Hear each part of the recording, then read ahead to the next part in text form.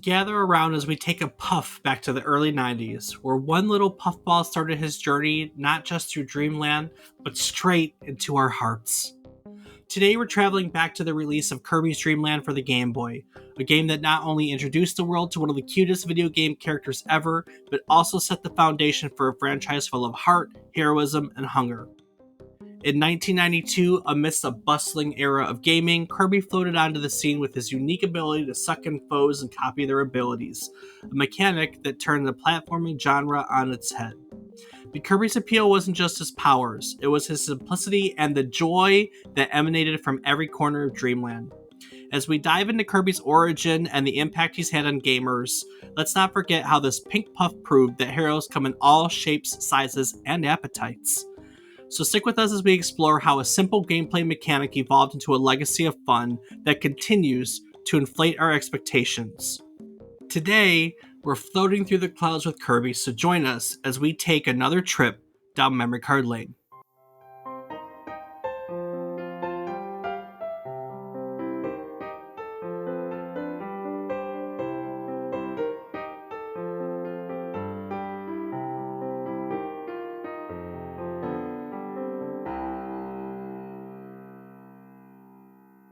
Good morning, good afternoon, and good evening. I hope these words find you well.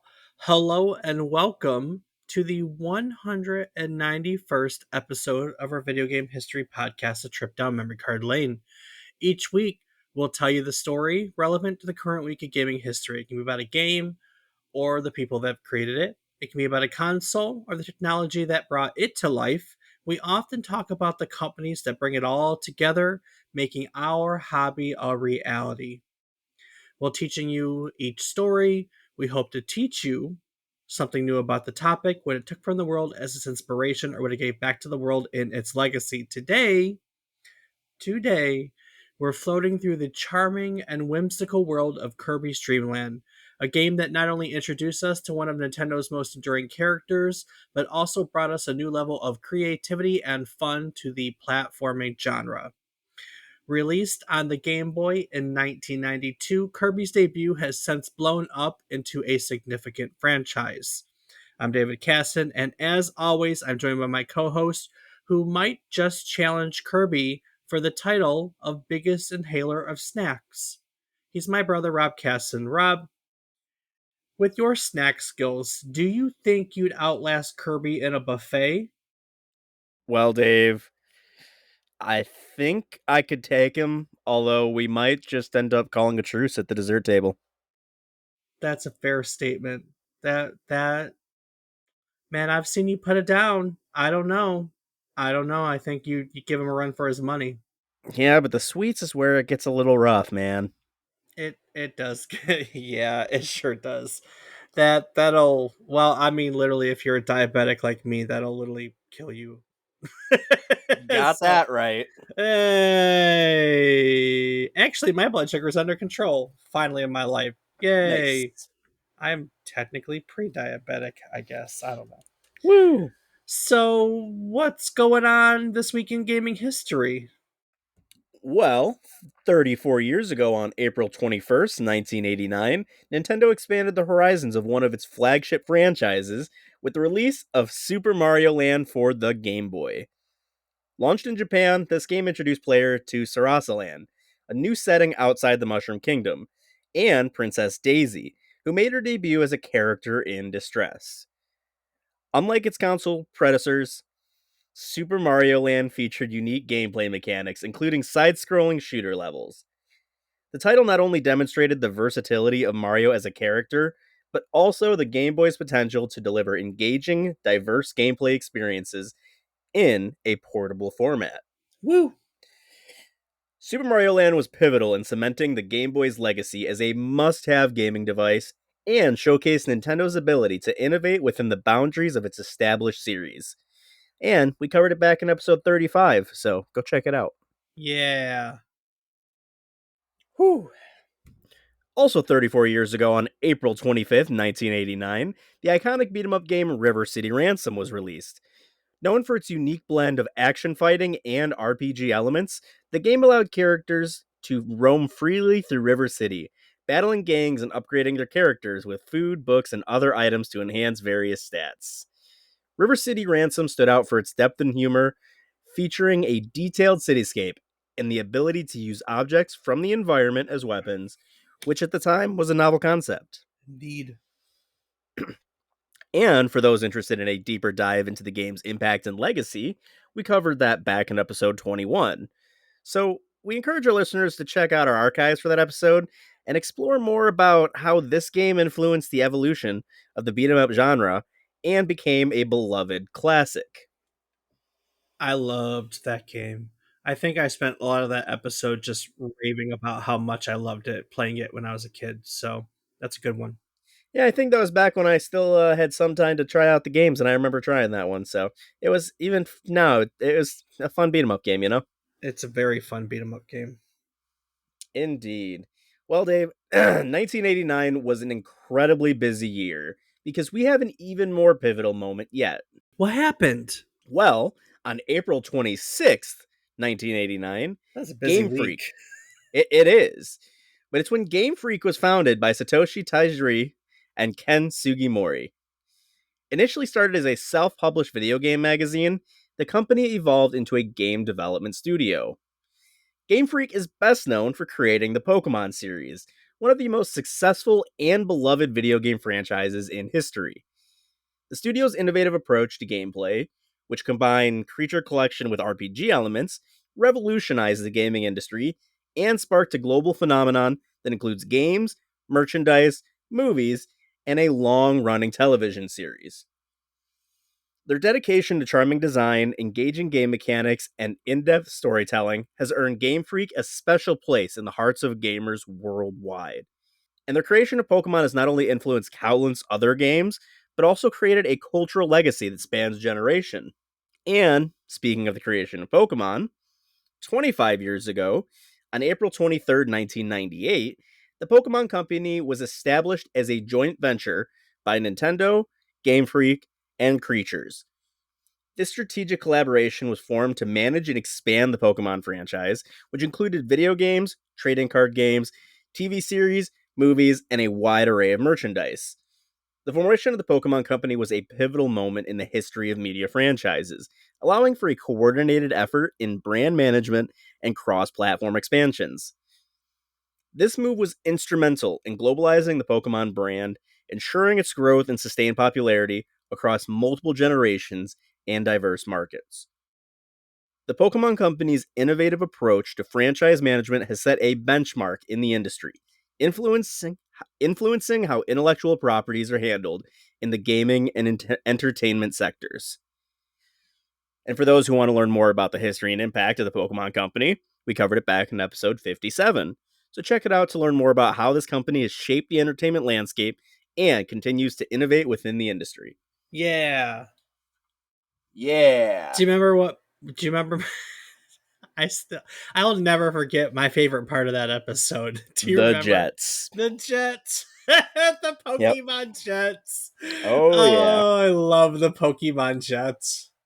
Yep. Okay. Fantastic. It was 23 years ago on April 27, 2000, that Nintendo released The Legend of Zelda Majora's Mask for the Nintendo 64. This game is the sixth main installment in the Zelda series and a direct sequel to the highly successful Legend of Zelda Ocarina of Time. Majora's Mask is distinguished by its use of a 72-hour time cycle, which the player must manipulate through time travel to prevent the moon from destroying the world. Set in the mysterious and haunting land of Termina, Majora's Mask challenged players with its darker themes and more complex storylines compared to its predecessors. The game's innovative use of masks that transform Link into different creatures, each with unique abilities, created a gameplay experience rich in variety and depth. Majora's Mask was critically acclaimed for its graphics, complex puzzles, and immersive storyline, and it remains a cult favorite among Zelda enthusiasts for its distinctive, moody atmosphere and deep narrative.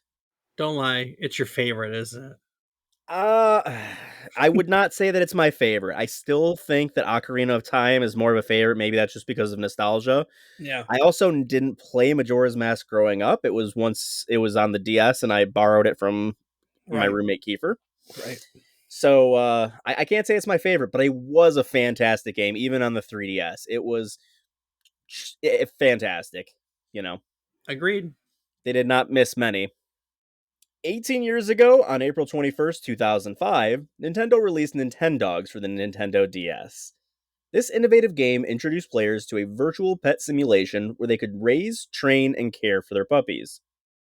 Set in a virtual home environment, Nintendogs utilized the DS's touchscreen and microphone features, allowing players to interact with their pets in a highly intuitive and engaging way. The game not only showcased the unique capabilities of the DS, but also expanded the gaming demographic, appealing to a wide range of ages and interests. Nintendogs was pivotal in demonstrating the potential for non traditional gaming experiences and cemented its legacy as a beloved and best selling title that would lead to multiple sequels and editions. And Dave, it was 5 years ago on April 23rd, 2018, that Kitten Life Simulator was released, immersing players in the adorable and often humorous daily activities of a young kitten. This simulation game captured the hearts of animal lovers with its realistic graphics, engaging gameplay, and the charming antics of its feline protagonist. Set in a detailed, interactive house environment, players could explore from a kitten's perspective, engaging in playful antics, exploring mysterious nooks, and interacting with various objects and other pets. Kitten Life Simulator not only provided entertainment, but also offered a relaxing and heartwarming virtual pet experience that appealed to both casual gamers and cat enthusiasts alike. Do you know how much fun it is to write to write important descriptions for non-important games? I can only imagine, Dave. Ooh, I love Kitten Life Simulator. It's my favorite. I know, Dave. I figured, but we should let everyone else know what it's about. That's we should. It's your kitten playing around in a house, being a cat, being all nimbly bimbly and drinking milk out of a saucer. Yeah, and on that note, Dave, I think we should talk about our topic of the day. So let's shoot on over to that. Man, so it's been a long time, I think, since we've talked about HAL Laboratories. We Quite the covered long time. Yeah, we covered their history pretty early on in the series back in episode 35. And I know we've touched on it in a few episodes since because they've done a lot of work with Nintendo, so no doubt they come up. Per usual, though, I think that historical context is important. So let's talk about how leading into the years in which our topic today, Kirby's Dream Land, was made. HAL got its start in 1980. They started out making games for the MSX and VIC-20 systems. But in the mid 80s, just like every other video game studio interested in making money, they jumped on the popularity of Nintendo's Famicom system. And they started working with Nintendo directly. They're responsible for some of the earlier games, not really the Famicom, but when it came to NES, they were part of the re-releases for Famicom. But they helped develop games like Pinball and Golf. I played a ton of Golf on the NES. Balloon Fight, Joust. They brought Millipede over to the NES. So a lot of these like basic ports are not ports, but games early on in library came from HAL Labs. Towards the end of the 80s, there was a freelance employee, a manga artist named Yoshimaru Hoshi. He's best known as an artist named, goes by his first name, Yoshimaru. And he was basically a contract worker that helped out with various projects. None of them really are of note, but one. While he worked on them, he gained a lot of really important experience and he learned how to push the boundaries of what the Famicom could do graphically. And from his experience, he was able to create character portraits with blinking eyes and mouth animations. And he was using these graphical designs, something that no one had really done before, to prepare a presentation because all these freelance artists would come together and pitch their ideas to the heads up, the bosses at HAL, and with the hopes that one of their pitches was going to be picked up, right? And while he's working on preparing a presentation, he basically has this idea. He wants to create a presentation around one of his mangas that was canceled. So he's trying to develop this graphical presentation to give the team an idea what he's looking for.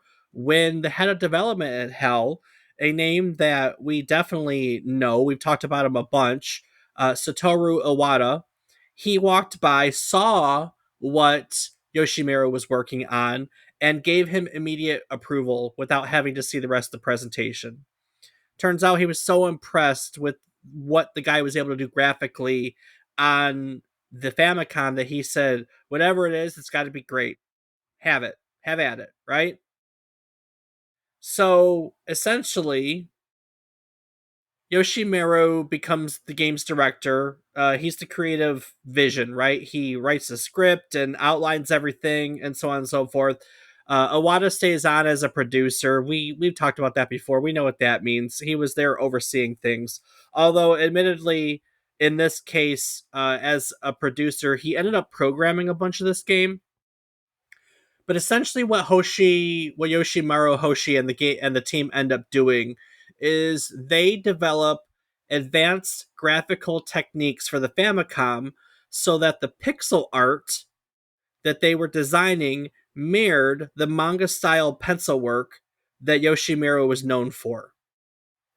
And they ended up developing a game with it called Metal Slater Glory.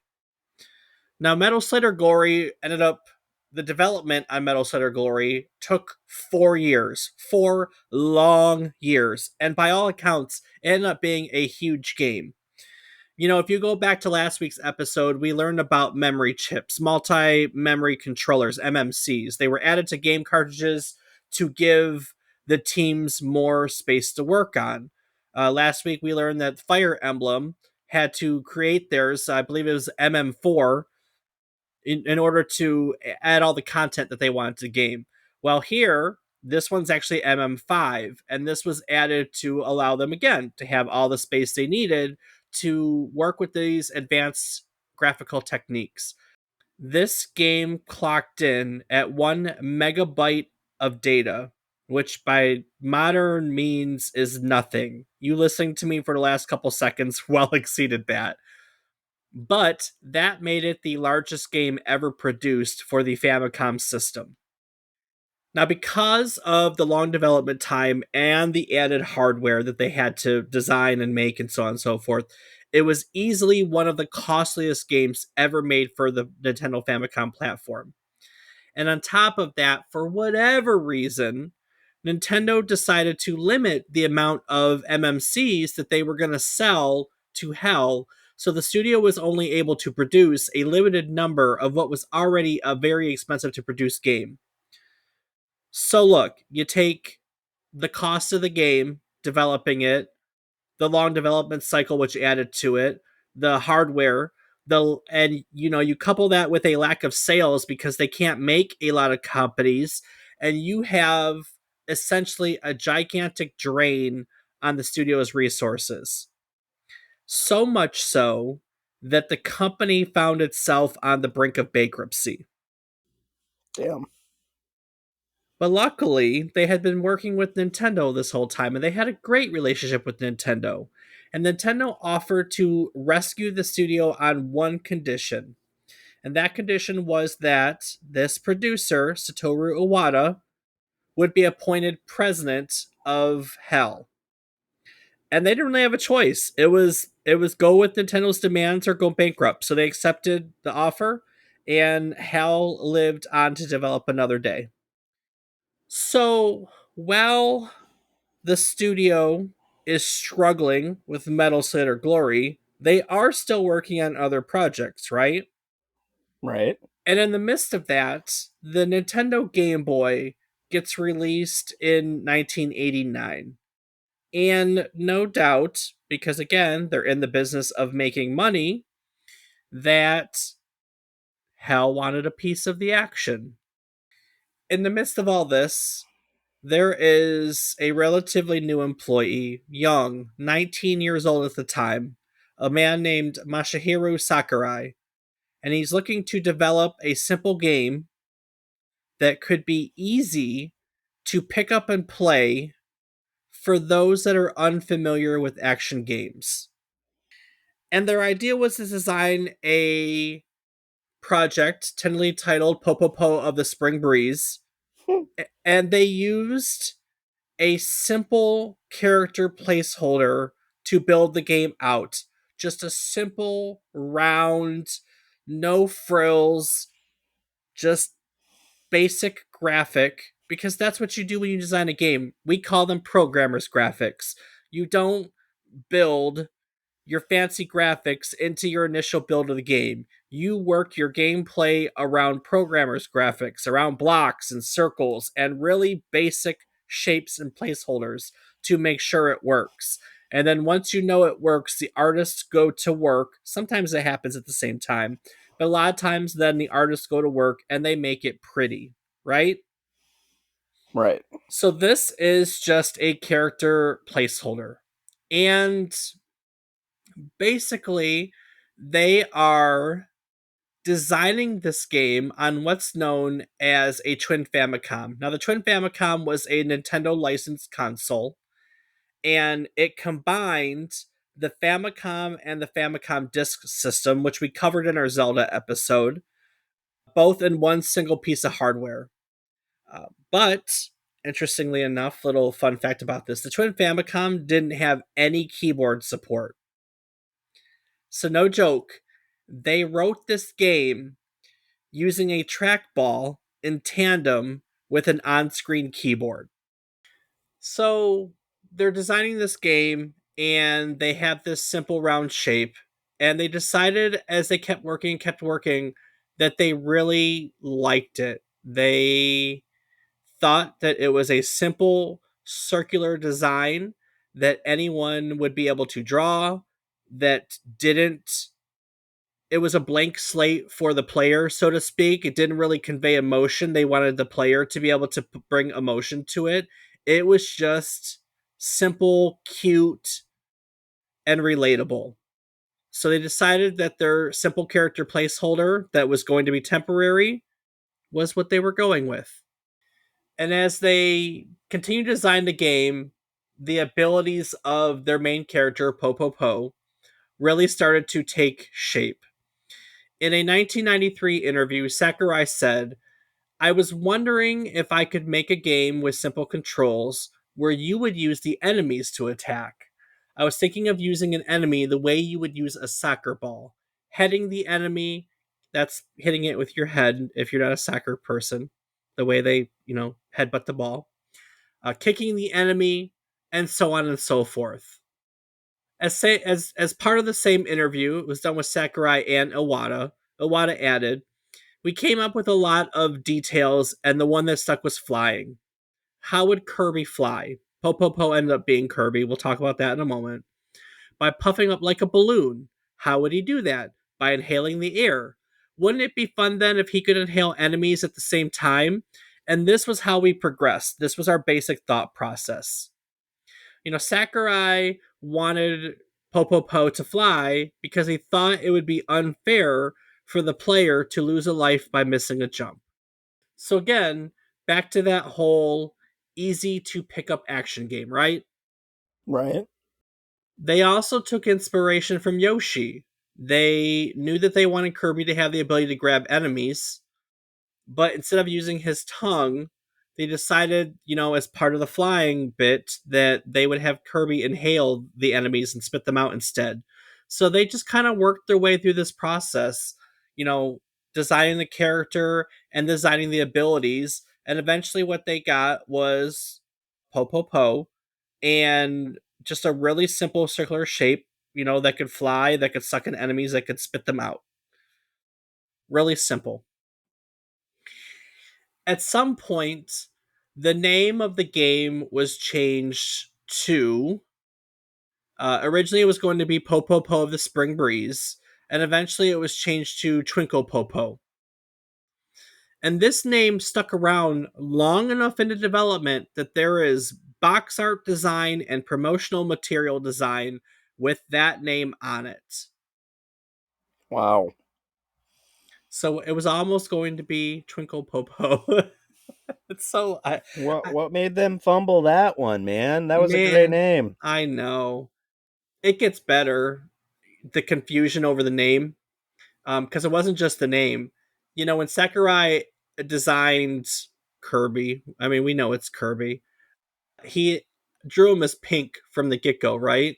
But the Game Boy is not color. It's a monochrome display. So nobody knew that he was a color or he was pink. Miyamoto famously thought he was yellow. And when Nintendo of America designed the marketing materials over here, the cover art, the box art of this game for the Game Boy has Kirby white because they didn't know any better. There was no color on the Game Boy, and no one bothered to tell them that Kirby was pink. That's fantastic. But Sakurai's original drawings were pink. He had always intended him to be pink from the get go. So they're continuing to work on Twinkle Popo, and they're whipping up all these marketing materials because originally HAL envisions themselves, they plan on self publishing the game.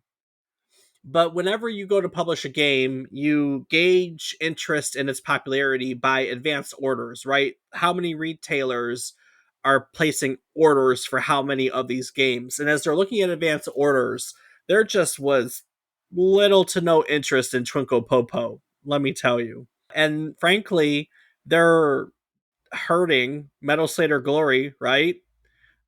So they don't have the luxury of failing elsewhere. So they get real hesitant to put their money into it and say, eh. So they basically go to Nintendo and ask Nintendo if they would publish the game instead, which of course Nintendo says yes. They step in, and then as we learn time and time again, Nintendo does what Nintendo does. They take control, which was good because this game got, as part of that process, an extensive marketing campaign. And they decide, as part of that process, when they're looking at marketing, that Twinkle Popo probably doesn't have international appeal, right? What? How? I mean, that would have probably fallen flat on its face. Yeah, that's a pretty terrible name. Yeah, well, it means something. It means something, but I don't know. Well, I'm just saying to us, Yeah, yeah, not yeah, that yeah. Kirby is much better of a name, but man, it clearly won out. Kirby is a better name. Jeez Louise.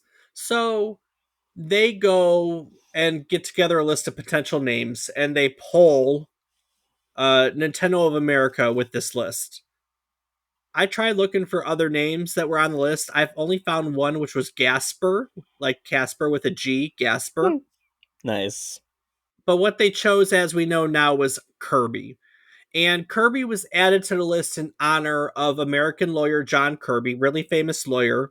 He did civil rights. He did so much civil rights work, but at one point, he defended Nintendo in a court case where Universal Studios sued Nintendo for infringing on the copyright of King Kong because of their use of Donkey Kong. Oh, Obviously, because Donkey Kong is still a thing, we know how that court case ended up, right? That was not the case. There was no infringement. The court basically said, we don't think people will confuse one with the other. And Nintendo was allowed to continue using the name Donkey Kong. Little side note to that trial, hopefully I get to do an episode on it someday. But, after the case was won, Nintendo had known that one of John Kirby's sons was learning to sail, so they gifted the family a 27-foot sailboat christened Donkey Kong, and they granted the lawyer the right to use the name on boats for the rest of his life. that's fantastic. They also ended up sending copies of this game to the Kirby family in 1992 when it came out, which just lends more credence to this notion that they knew what they were doing when they chose the name.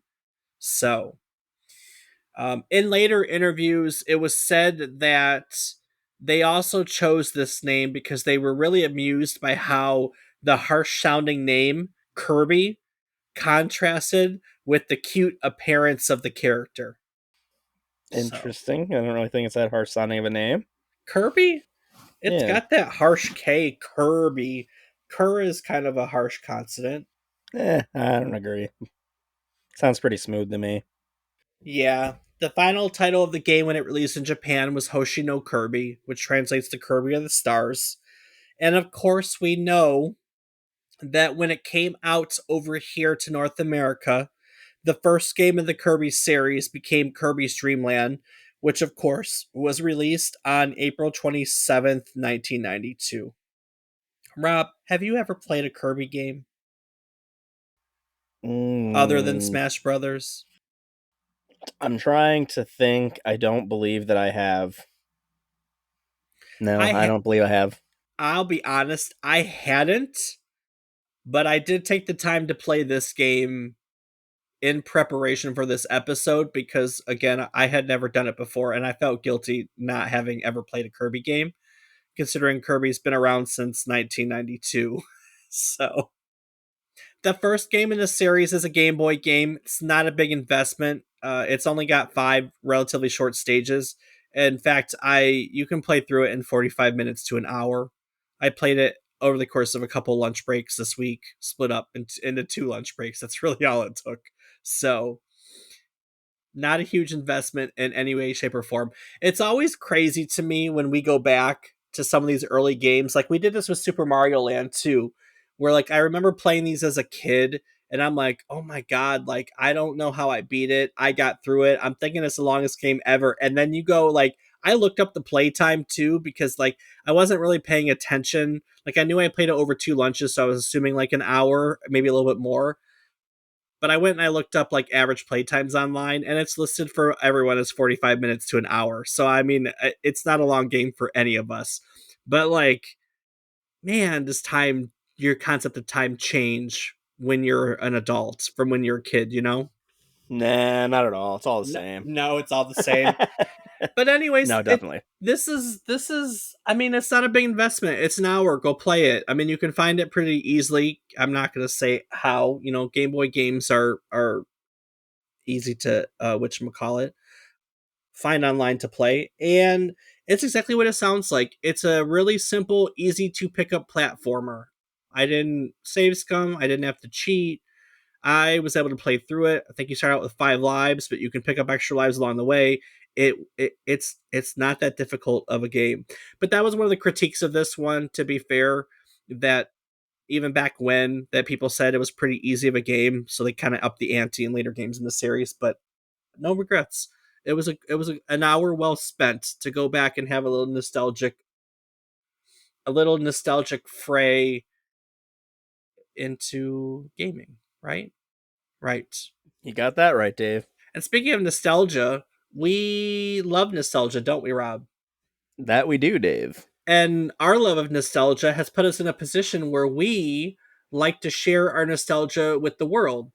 And perhaps you, dear listeners, have something nostalgic or something interesting that you would like to share to the world. And maybe, just like us, you're considering making your own podcast, but you really, really don't know where to start. Well, our friends at Zencaster have created an all in one podcasting suite of tools that make it easier than ever to create your own podcast. With Zencaster, it's super easy to record a podcast. Everyone logs in using their web browser, and you just start recording a high quality podcast right away. It allows you to record up to 4K video with your guests, and with Zencaster's multi layered backups, you always have the highest quality recordings, even if your connection is unstable. And with Zencaster, you never have to worry about what you sound like. Zencaster's post production process always makes you sound buttery smooth. This voice, that's not me, that's Zencaster. It automatically removes all those ums and ahs, removes awkward pauses. You can set the right podcast loudness, reduce background noise, just a bunch of selections. Hit this button, hit that button, hit that button. And then there's a single button that says produce at the bottom, and away you go. You don't have to do anything else. It even emails you when it's done, so you don't have to sit there and watch it do its thing. And if the thought of podcasting overwhelms you because you think you need tons of different tools and services, relax. Those days are over. With Zencaster's all in one podcasting platform, you can create your podcast all in one place and distribute it to Spotify, Apple, and other major destinations. So if you'd like to start your own podcast or maybe you already have one and you're looking to take it to the next level, we've got a deal for you. Go to zencaster.com/pricing and use our offer code memory card lane, and you'll get 30% off the first month of any Zencaster paid platform. Sign up for Zencaster today, and you can experience the same ease in producing your own high quality podcasts as we do each week. Go out, share your ideas with the world. Rob, how popular would you say Kirby is in your mind? I would not dismiss Kirby in any way, shape, or form. I would not say on par with, say, like a Mario or a Pikachu, but Kirby's pretty goddamn recognizable. Kirby is recognizable. Do you know when the last Kirby game was made? Whoo! That was just Kirby? Yeah, Or like, okay, okay. the last one that could technically be called a Kirby game. When do you think the last one was made? Within the last 4 years. Within the last year. Oh, damn. I mean, I did not know there was one that recent. they had a remake of Return to Dreamland Deluxe last year, and the main entry in the series was 2 years ago. So I mean, they're definitely still making them. So I've got one more question before I start to break it all down. All right. We can talk about the series. So you know that they started in 1992, right? And now we are, what is that, 32 years later, roughly? Yeah. Uh, in 32 years between main series games spin-offs and remake slash anthologies. This is not including Smash Brothers. We're going to take that out of this. Okay. So games that are Kirby branded games.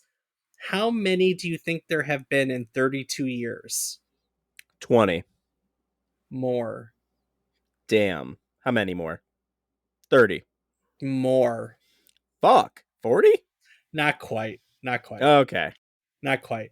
There have been 38 games in 32 years. I had no idea. That's insane. I had no idea whatsoever. I, I mean, I don't know any other way to put it. I realized that I'm not a Kirby fan, right? I mean, I never played one before now, and so games for Kirby obviously are marketed to me. But like, I had no idea. there is Yeah, a I did not know. there is a lot of Kirby out there. That is just insane to think of. So Kirby Streamland in 92 gave way to a sequel, Kirby's Adventure for the Nintendo in 1993. And Kirby's Dream Land 2 came to the Game Boy in 95. Dreamland 3 came to the Super Nintendo in 1997. So it survived through that era, right? The 8-bit, 16-bit era. And then it went somewhat 3D. I mean, it switched to 3D like everything else, but it was kind of a blend between 2D art and 3D art on the N64. That would have been called Kirby 64, the Crystal Shards. And the Crystal Shards, basically, you could like merge characters together. You know, Kirby could ride piggyback while another character could blow up obstacles with a hammer. So there were fun things there. They got a Metroidvania Kirby game. I didn't even know this existed. I knew about that. There's a Metroidvania Kirby game called Kirby and the Amazing Mirror, which was a Game Boy Advance game that was released in 2004. We got Kirby's Squeak Squad for the Nintendo DS in 2006. Return to Dreamland for the Wii in 2011. Kirby Triple Deluxe for the 3DS in 2014. And then a second game for the 3DS called Kirby Planet Robobot in 2016. And then it came to the current generation in the Switch in 2018 for Kirby Star Allies. And then it finally got the first like true 3D game in the main series 2 years ago in 2022 with Kirby Forgotten Lands. Forgotten Land, period. Not multiple. Oh, I thought he forgot all the lands. I know, he definitely Just forgot the like me when I lands. build a magic deck. But there's one thing that's interesting about this, right? What's that? So Nintendo is, I mean, obviously Nintendo's known for milking a franchise. I mean, there's no doubt about that. No, stop. Come on. Once they have something that works, they stick with it, right? No, It's no, not at so all. it's so funny that there exists a company to me that is both so well known for innovation but also so well known for milking franchises at the exact same time. Cuz literally I'd say that's a really apt description of Nintendo, wouldn't you? Yeah, I would have to agree. I mean, like, there is no other video game company that innovates like Nintendo does, but god dog it, do they just sit on anything that makes money and they get as much of it as they possibly can. Good for them. I mean, they've been around forever. They're a great company, you know? For sure. Up until the last main series game, Kirby Forgotten Land, in March of 2022, the first game in the series, Kirby's Dream Land, was indeed the best selling game in the franchise. So think about that. They kept making them, even though the first one sold the best. Like, you'd think that they'd want to see some or growth, or maybe some growth. I don't know. No, that wouldn't make sense, Dave. No, that wouldn't make sense at all. No, you just got to go for it. You do have to go through it.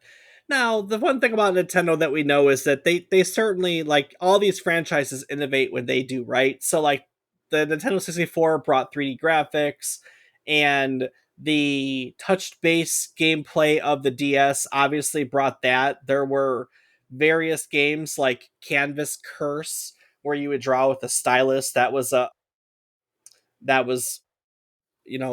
game. The mainland for the DS, Squeak Squad, used the stylus to store items, and that's how you would copy things.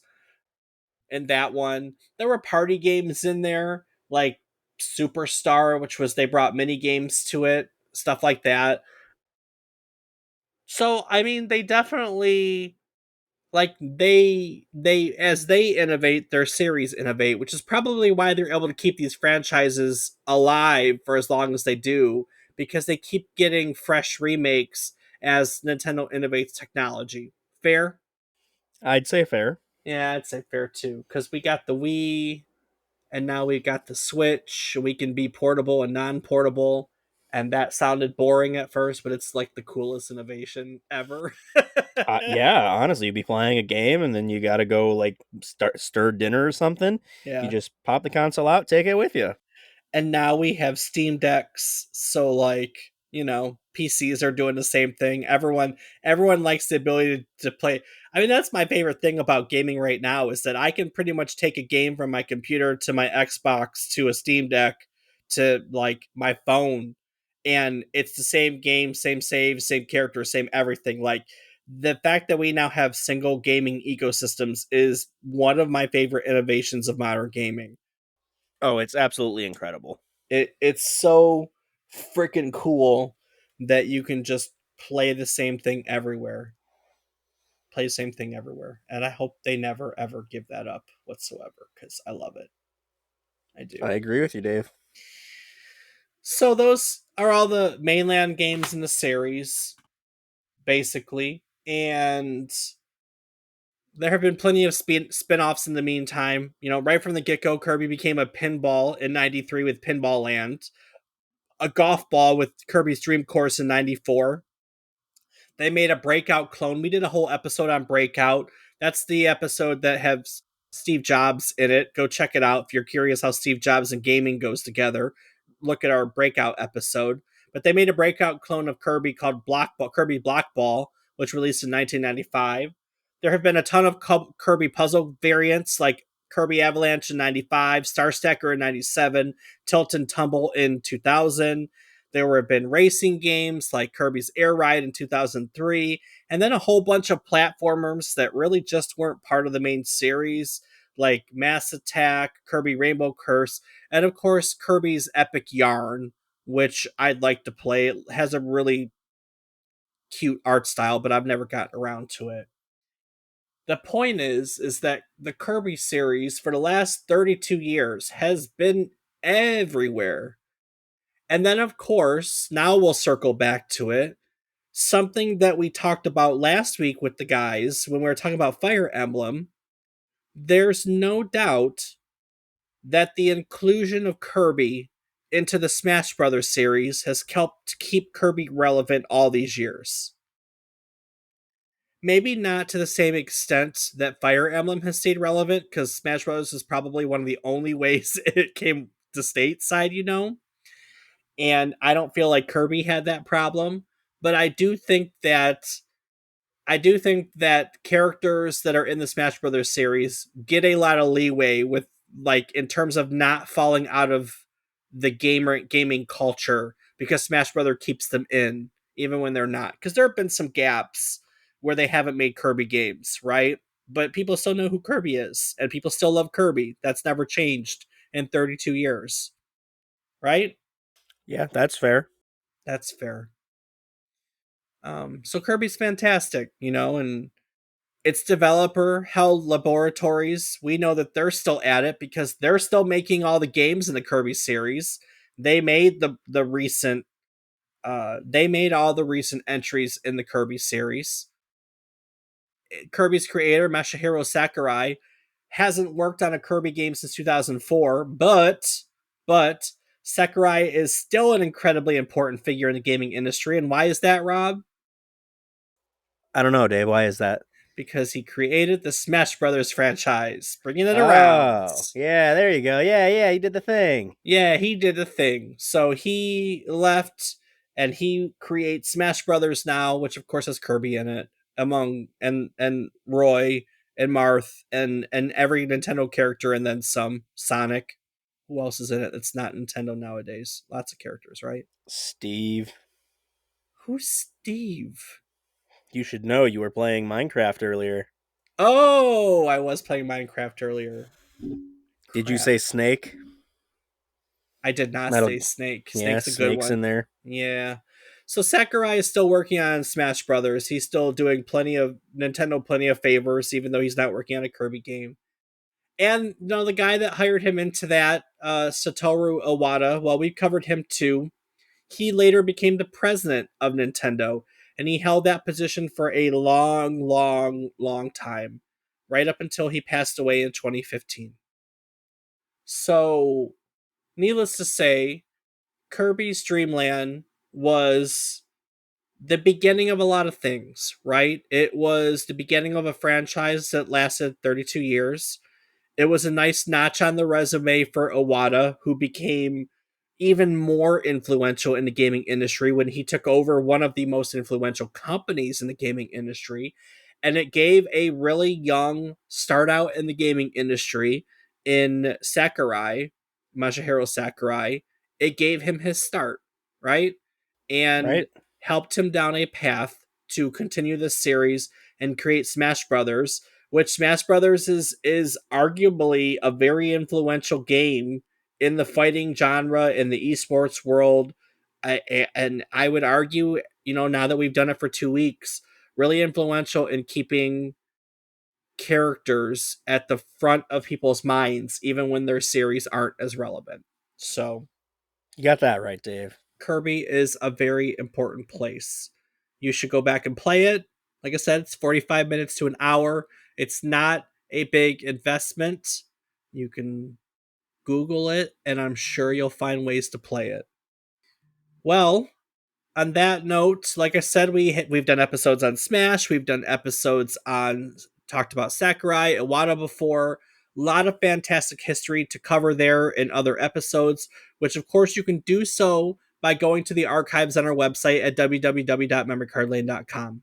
Rob, what else can people do on our website? Well, Dave, you can find a calendar of our future episodes. You can find a link to our Discord server where you can come talk with Dave and I.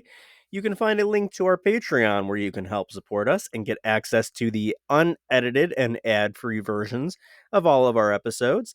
And you can also find links to our social media, where I am on several platforms as Rob underscore O underscore Raptor and Dave. I can be found on various platforms as David is wrong. Each week, we tell you a story relevant to the current week in gaming history. This week, of course, it was about Kirby.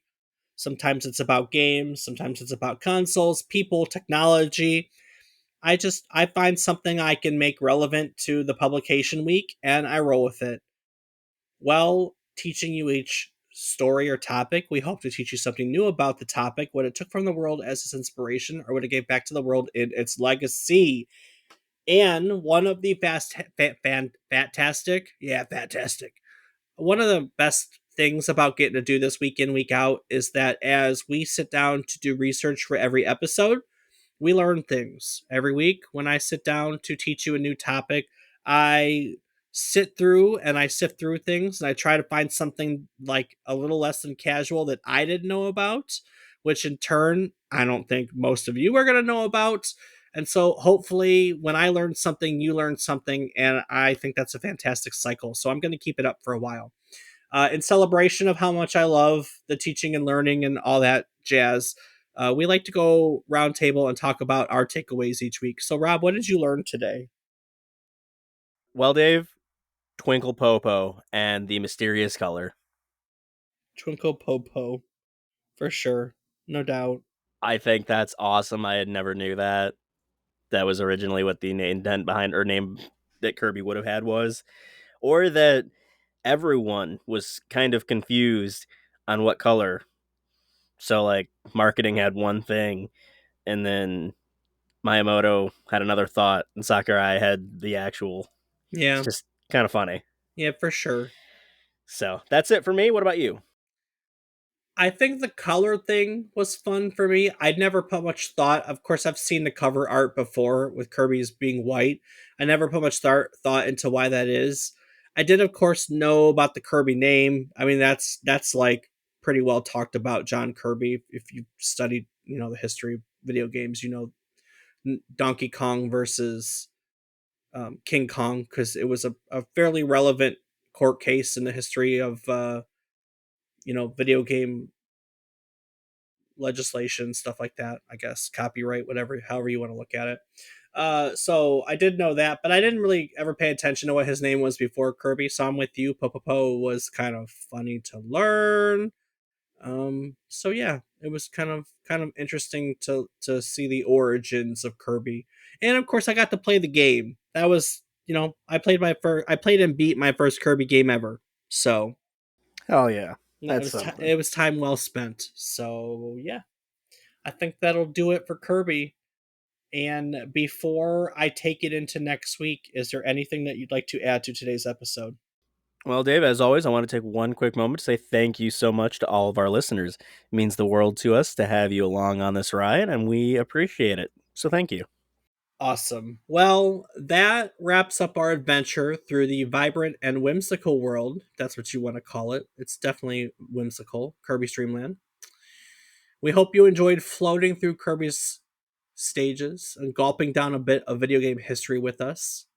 But don't put away your gaming handhelds just yet, or your gaming gear. Next week, we're trading in Dreamland's pink clouds for the blocky landscapes of Minecraft. Hence, why I was just playing Minecraft, Rob. Mm-hmm. Get ready to dig into the game that reshaped our understanding of community, creativity, and the infinite possibilities within a world made entirely of blocks. Join us as we craft our way through the origins and the phenomenal expansion of Minecraft, from its humble beginnings to becoming a global phenomena. Phenomena.